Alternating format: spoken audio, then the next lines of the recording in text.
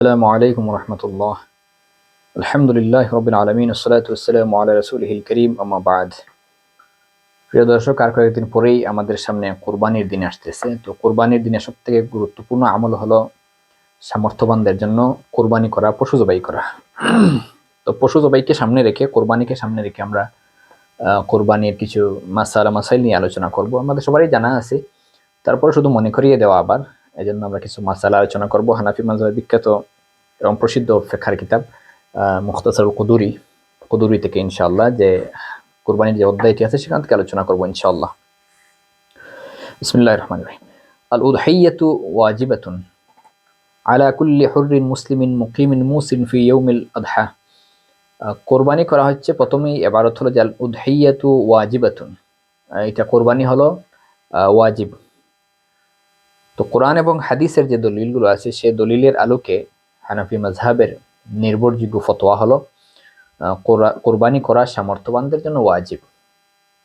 রাসূলুল্লাহ সাল্লাল্লাহু আলাইহি ওয়াসাল্লাম ইরশাদ করেছেন, মান কানা লাহু সাআতুন ওয়া লাম ইউদাহি ফালা ইয়াকরাবান্না মুসাল্লানা, মান ওয়াজাদা সাআতুন ওয়া লাম ইউদাহি ফালা ইয়াকরাবান্না মুসাল্লানা। এভাবে রাসূলুল্লাহ সাল্লাল্লাহু আলাইহি ওয়াসাল্লাম থেকে হাদিস আছে।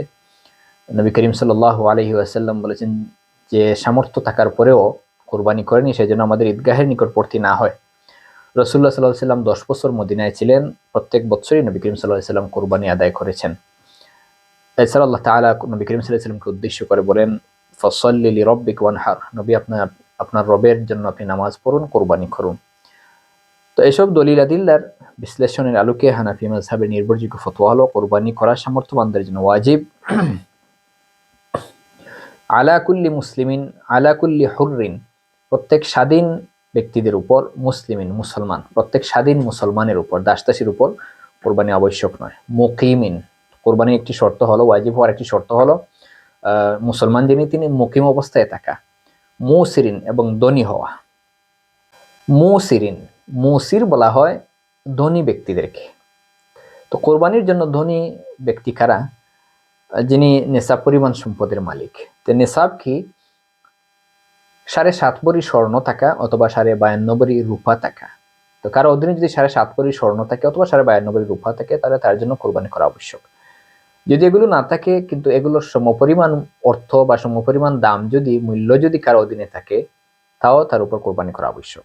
তাও যদি না থাকে, 7.5 ভরি স্বর্ণ নাই, 52.5 ভরি রূপাও নাই, এগুলোর সমপরিমাণ মূল্যও তার কাছে নাই, কিন্তু তার ঘরে যে আসবাবপত্রগুলো আছে, তার ঘরের বা তার প্রয়োজনীয় যে আসবাবপত্র আছে, এগুলো তার প্রয়োজনের অতিরিক্ত যদি হয়, তাহলে সেগুলোর মূল্য এখানে অন্তর্ভুক্ত করতে হবে। প্রয়োজনের অতিরিক্ত বলতে কি? প্রয়োজনের অতিরিক্ত হলো, যেমন ধরেন আপনার একটা ঘর আছে, আপনার থাকার জন্য এটা আপনার প্রয়োজনীয়, কিন্তু আপনার যদি আরেকটা ঘর থাকে তাহলে সেটা অপ্রয়োজনীয়, সেটা আপনার প্রয়োজনের অতিরিক্ত। এক মৌসুমের খাবার আপনার ঘরে আছে, এটা আপনার প্রয়োজনীয়, কিন্তু যদি তার চেয়ে বেশি হয় সেটা আপনার প্রয়োজনের অতিরিক্ত। আপনার যে কাপড় চোপড় যেগুলো আছে, এগুলো আপনি প্রতিদিন পরেন, প্রতিনিয়ত পরেন, সপ্তাহে পরেন বা প্রায়ই পরেন, এগুলো আপনার প্রয়োজন। কিন্তু আপনার আলমারিতে যে সাজানো আছে কাপড়গুলো, সেগুলো আপনার সারা বছর হয়তো আপনার পরা হয় না, অথবা একদিন বা 2 দিন আপনি হয়তো বের করে পরেন, আর না হলে সারা বছর এগুলো বের করা হয় না, পরা হয় না, আলমারিতেই সাজানো থাকে। তাহলে এই কাপড়গুলো আপনার প্রয়োজনের অতিরিক্ত। ঘরের মধ্যে থালা বাসন, সুকেসের যে থালা বাসন আছে, কাপিরিজ আছে, বা অন্যান্য যে জগ মগ ইত্যাদি আছে, অনেক জগ মগ থালা বাসন আমাদের ঘরের মধ্যে সুকেসে সাজানো থাকে, সারা বছর এগুলো আমরা ব্যবহার করি না, বছরে হয়তো কোনো একদিন মেহমান আসলে যেগুলো বের করা হয়। তো এই জিনিসগুলো আমাদের প্রয়োজনের অতিরিক্ত। তো এই প্রয়োজনের অতিরিক্ত জিনিসগুলো আপনি হিসাব করে দেখবেন, যদি এগুলোর দাম 52.5 ভরি রূপার দামের সমান হয়ে যায়, আবারও বলছি, প্রয়োজনের অতিরিক্ত জিনিসপত্রের দাম যদি 52.5 ভরি রূপার দামের সমান হয়ে যায়, তাহলে আপনার জন্য কোরবানি করা আবশ্যক। তবে শর্ত হলো 3 দিন থাকা, বলতে আপনার কাছে 3 দিনের যে কোনো একদিন থাকতে হবে। জাকাতের জন্য নিসাব হলো পুরো 1 বছর আপনার অধীনে এই সম্পদ থাকা, কিন্তু কোরবানির ক্ষেত্রে আপনি কোরবানির যে কোনো একদিনে যদি আপনি এই সম্পদগুলোর মালিক হয়ে যান, তাহলে আপনার জন্য কোরবানি করা আবশ্যক। আবারও বলছি, স্বর্ণ 7.5 ভরি যদি আপনার কাছে থাকে অথবা 52.5 ভরি রূপা থাকে, এগুলো যদি না থাকে, তাহলে এই 7.5 ভরি স্বর্ণের সমপরিমাণ যে দাম আসে, এগুলো যদি আপনার কাছে থাকে, ব্যাংকে থাকে বা আপনার ঘরে থাকে, অথবা 52.5 ভরি রূপার মূল্য যদি আপনার ব্যাংকে থাকে অথবা নিজের ঘরে থাকে, তাহলে আপনার উপর কোরবানি করা আবশ্যক। এগুলো যদি না থাকে, তাহলে আপনার ঘরে যে প্রয়োজনের অতিরিক্ত জিনিসপত্র আছে, সেগুলোর মূল্য যদি 52.5 ভরি রূপার মূল্যের সমান হয়ে যায়, আর এগুলো যদি আপনার কাছে থাকে তাহলে আপনার জন্য কোরবানি আবশ্যক। যে কোনো একদিন থাকলেই হবে কোরবানির। 10ই জিলহজ ফজরের পর থেকে নিয়ে 10 জিলহজ, 11 জিলহজ, 12 জিলহজ সন্ধ্যার আগ পর্যন্ত, অর্থাৎ কোরবানির যে সময়টা আছে এই সময়ের ভিতরে যদি আপনি এগুলোর মালিক হন তাহলে আপনাকে কোরবানি দিতে হবে। এখন 52.5 রুপার দাম কত হয় সেটা আপনারা বাজার মূল্য দেখে নেবেন। কয়েকটা বাংলাদেশে কয়েকটা ফতোয়া বোর্ড তারা দিয়েছেন 1,83,000-এর মতো, 1,83,000-এর মতো। তো আপনার এটা উদাহরণস্বরূপ আমি বলতেছি, আপনারা মূল মূল্যটা আপনার দেখে নেবেন। ধরুন যে 2 লক্ষ টাকা, উদাহরণস্বরূপ ধরুন 2 লক্ষ টাকা আপনার কাছে আছে। তো আপনার ঘরে যে প্রয়োজনীয় জিনিসপত্র, প্রয়োজনের অতিরিক্ত জিনিসপত্র আছে সেগুলোর মূল্য যদি আপনার 2 লক্ষ টাকা হয়ে যায়, এগুলো যদি আপনার কাছে কোরবানির যে 3 দিন আছে এই 3 দিনে আপনি যদি মালিক হন তাহলে আপনার জন্য কোরবানি করা আবশ্যক। ইয়াজবাহু আন নাফসিহি ওয়া আন ওয়ালদিহি সগীর, কোরবানি নিজের পক্ষ থেকে আদায় করবেন এবং ছোট ছোট সন্তানাদের পক্ষ থেকে আদায় করবেন। নিজের পক্ষ থেকে আদায় করা তো ওয়াজিব যদি নেশা পরিমাণ সম্পদের মালিক হন। তো ছোট ছোট যারা নাবালিক সন্তানাদি আছে তাদের পক্ষ থেকে কোরবানি দেওয়া নির্ভরযোগ্য ফতোয়া হলো সেটা ওয়াজিব নয়। হানাফি মাযহাবের নির্ভরযোগ্য ফতোয়া হলো সেটা নাবালিক সন্তানাদের পক্ষ থেকে কোরবানি দেওয়া ওয়াজিব না, তবে উত্তম ভালো, আপনি চাইলে কোরবানি দিতে পারবেন। ওয়াজবাহু আন কুল্লি ওয়াহিদিন মিনহুম শাতান আও ইয়াজবাহু বাদানাতান আও বাকারাতান আন সাবআতিন, প্রত্যেকের পক্ষ থেকে আপনি যাদের উপর কোরবানি আবশ্যক তাদের পক্ষ থেকে একটি ছাগল কোরবানি করা হবে। তো ছাগল আপনি দিতে পারেন, ছাগল দিয়ে আপনার উপর কোরবানি আবশ্যক হলে আপনি ছাগল দিয়ে কোরবানি আদায় করতে পারেন। অথবা বাদানাতান আও বাকারাতান, উট বা গরু সেটা আপনি আদায় করতে পারবেন আন সাবআতিন, 7 জনের পক্ষ থেকে।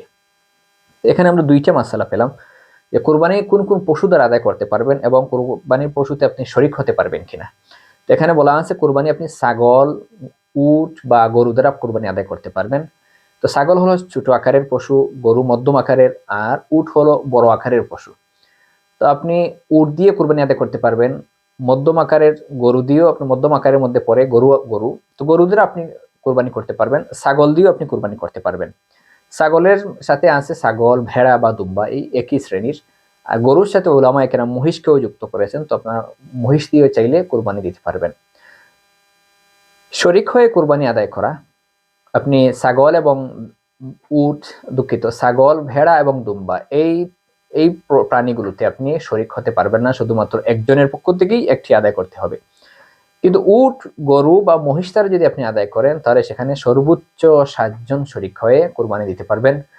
আল্লাহ নবী সাল্লাল্লাহু আলাইহি ওয়াসাল্লাম বলেছেন, সাহাবায়ে কেরামকে নির্দেশ দিয়েছেন যে উট এবং গরুতে 7 জন শরীক হয়ে কোরবানি আদায় করার জন্য।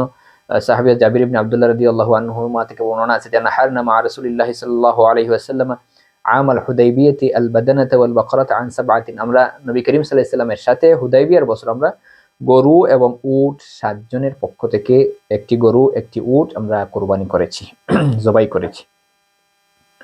তো এই বিষয়ে হাদিসে একাধিক বর্ণনাও আছে। তো কেউ যদি চান যে 7 জন মিলে একটি গরু কুরবানি করবেন বা মহিষ কুরবানি করবেন অথবা উট কুরবানি করবেন তাহলে এটা শরীয়তে সমর্থিত আছে, শরীয়ত সম্মত আছে।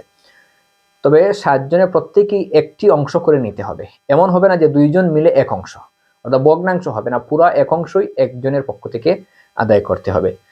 তো গরু, উট, মহিষ এগুলো দ্বারা আদায় করলে সর্বোচ্চ 7 জন, আপনি 2 জন শরীক হতে পারেন বা 3 জন শরীক হতে পারেন, 4 জন হতে পারেন, 5 জন হতে পারেন, অথবা একা একজনের পক্ষ থেকে আদায় করতে পারেন। আবার চাইলে সর্বোচ্চ 7 জনের পক্ষ থেকে আদায় করতে পারবেন। ওয়ালাইসা আলাল ফাকির ওয়াল মুসাফির উদহিয়াতুন, ফকির এবং মুসাফিরের জন্য কোরবানি আবশ্যক নয়। ফকির বলতে গরিব ব্যক্তি, গরিব ব্যক্তি তার উপর কোরবানি করা আবশ্যক নয়। তবে মাসালা হলো গরিব ব্যক্তি যদি কোরবানির নিয়ত করে কোনো পশু কিনে নেয়, কোরবানির জন্য কোনো পশু কিনে নেন, তাহলে তার জন্য আবশ্যক হলো এই পশু কোরবানি করা। গরিব ব্যক্তির জন্য কোরবানি আবশ্যক নয়, কিন্তু তিনি যদি কোরবানি দেওয়ার নিয়তে কোনো পশু কিনে নেন তাহলে এই পশু তার জন্য কোরবানি করা আবশ্যক, তার জন্য ওয়াজিব। অনেকে আবার ঋণ করে এনে কোরবানি আদায় করেন, ঋণ করে আনলেও কোরবানি হয়ে যাবে। ঋণ করে যদি কেউ কোরবানি আদায় করেন তাহলে তার কোরবানি সহিহ হবে, কিন্তু সুদে ঋণ এনে কোরবানি আদায় করবেন না। এটা সুদ ইসলামে সবসময় সেটা হারাম। ووقت الأضحية يدخل بطلوع الفجر من يوم النحر إلا أنه لا يجوز لأهل الأمصار الذبح حتى يصلي الإمام صلاة العيد। এখানে ঈদের, দুঃখিত, কুরবানির সময় সম্পর্কে আলোচনা করা হয়েছে। ووقت الأضحية يدخل بطلوع الفجر من يوم النحر, কুরবানি দেওয়ার সময় শুরু হয় কুরবানির দিন ফজরের পর থেকে। ইল্লা আন্নাহু লা ইয়াজুযু লি আহলিল আমসার আয-যাবহু হাত্তা ইউসাল্লি আল-ইমামু সালাতুল ঈদ। তবে শহরবাসীর জন্য ঈদের নামাজ শেষ হওয়ার আগে কুরবানি দেওয়া, জবাই করা, পশু জবাই করা জায়েজ নয়। শহরবাসী বলতে যে এলাকায় জুমার নামাজ হয়, ঈদের নামাজ হয়, জুমার নামাজ ঈদের নামাজ আবশ্যক, সেই এলাকা শহরের অন্তর্ভুক্ত। তো আমাদের বাংলাদেশের সব এলাকাতে আলহামদুলিল্লাহ শহরের অন্তর্ভুক্ত, যে জুম্মা এবং ঈদের নামাজ হয়। তো মাসালা হলো, আমাদের জন্য আমাদের এলাকাগুলোতে কুরবানি আদায় করা ঈদের নামাজের আগে কুরবানি আদায় করা জায়েজ নয়। রাসূলুল্লাহ সাল্লাল্লাহু আলাইহি ওয়াসাল্লাম বলেছেন, মান যাবাহা ক্বাবলা সলাতি ফাইন্নামা যাবাহা লিনাফসিহি ওয়া মান যাবাহা বা'দা সলাতি ফাকাদ তাম্মা নুসুকুহু ওয়া আসাবা সুন্নাতুল মুসলিমিন। কেউ যদি ঈদের নামাজের আগে কুরবানি জবাই করে নেয়, পশু জবাই করে নেয়, তাহলে সেজন্য এটা তার নিজের জন্য জবাই করলো, অর্থাৎ সেজন্য তার ওয়াজিব যে কুরবানি আছে বা আল্লাহ তাআলার যে নির্দেশ কুরবানি, সেই কুরবানি আদায় করেনি, বরং সে নিজে গোশত খাওয়ার জন্যই যেন কুরবানি করলো, এমনটি মনে হয়। ওয়ামান যাবাহা বা'দা সলাতি ফাকাদ তাম্মা নুসুকু। আর যে ব্যক্তি ঈদের নামাজের পর কুরবানি করলো, সে তার সুন্নত বা কুরবানি, তার যে কুরবানির যে আবশ্যকতা সেটা যেন সে পরিপূর্ণ করলো, তার কুরবানি সে পরিপূর্ণ করলো। তো কুরবানি আপনি দেওয়ার সময় শুরু হয় ঈদের নামাজের পর থেকে। কুরবানি দেওয়ার সময় শুরু হয় ঈদের নামাজের পর থেকে। প্রবাসে যারা আছেন, বিদেশে যারা আছেন, তাদের কুরবানি কখন হবে? বিভিন্ন দেশে আমাদের ভাই বোনেরা আছেন, বিভিন্ন দেশে, তো তারা যেখানে আছেন সেখানে কুরবানি দিতে পারবেন, অথবা নিজের দেশে নিজের বাড়িতে কুরবানির দেওয়াতে পারবেন। তো যদি প্রবাসীরা যদি নিজ দেশে কুরবানি দেন, তাহলে জরুরি হলো কুরবানির পশু যেই এলাকায় আছে ওই এলাকায় যখন ঈদের নামাজ শেষ হবে, তো এই এলাকায় ঈদের নামাজ শেষ হওয়ার পর তিনি তার কোরবানি আদায় করবেন। কোরবানি দাতা যেখানেই থাকেন না কেন, পশু যেই জায়গায় আছে, কোরবানির পশু যেই জায়গায় আছে বা জবাই যেই জায়গায় করা হবে, এখানে যখন ঈদের নামাজ শেষ হবে এরপর তিনি কোরবানি আদায় করবেন। وهي جائزة في 3 أيام يوم النحر ويومان بعده। কোরবানি আদায় করা বৈধ 3 দিন। ইয়াউমুন নাহর কোরবানির দিন অর্থাৎ 10 জিলহজ, ওয়া ইয়াউমান বা'দাহু এবং এর পরের 2 দিন, 10 জিলহজ, 11 জিলহজ এবং 12 জিলহজ, এই 3 দিন হচ্ছে কোরবানির দিন। তো আপনি উত্তম হলো 10 জিলহজ কোরবানি আদায় করা ঈদের নামাজের পর। কোনো কারণে যদি কেউ 10 জিলহজ কোরবানি করতে না পারেন, তিনি 11 তারিখ দিতে পারবেন। যদি না পারেন তাহলে 12 তারিখও তিনি সূর্যাস্তের আগে তিনি কোরবানি করতে পারবেন। কেউ যদি চান এই দিনগুলোর মধ্যে রাতে কোরবানি করতে, তো রাতের বেলাও কোরবানি করা জায়েজ। 10 জিলহজ দিবাগত রাত অথবা 11 জিলহজ দিবাগত রাত কেউ যদি চান কোরবানি করতে চান, তাহলে কোরবানি করতে পারবেন, বৈধ হবে। পর্যাপ্ত আলো নিয়ে বা কোনো অসুবিধা না হলে তিনি কোরবানি করতে পারবেন। তো ঈদের নামাজের আগে কোরবানি আদায় করা বৈধ হবে না, আর 12 তারিখ সূর্যাস্তের পর কোরবানি জায়েজ হবে না, কারণ সেই সময় তো কোরবানির দিন নাই, কোরবানির দিন শেষ হয়ে গেছে।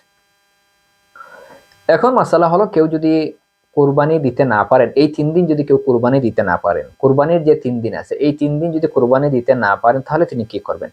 এখানে 2টি সুরত। একটি হলো, তিনি হয়তো কোরবানির পশু কিনেছেন কিন্তু কোনো কারণে কোরবানির দিন তিনি কোরবানি করতে পারেন নাই, কোরবানির দিন শেষ হয়ে গেছে, এখন তিনি কি করবেন? তো তার জন্য আবশ্যক হলো এই কোরবানির পশু জীবিত অবস্থায় সদকা করে দেওয়া। আর যদি কুরবানির দিন শেষ হওয়ার পর তিনি পশুটি জবাই করে নেন, তাহলে এই পশুটাও তিনি গোশত সদকা করে দিবেন।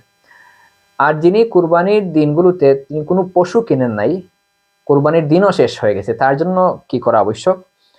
যার উপর কুরবানি ওয়াজিব কিন্তু কুরবানি তিনি পশু কিনেন নাই, জবাইও করেন নাই, কুরবানির দিন শেষ হয়ে গেছে, তখন তিনি কি করবেন? তার জন্য জরুরি হলো একটি কুরবানির উপযুক্ত একটি ছাগলের দাম তিনি সদকা করে দিবেন।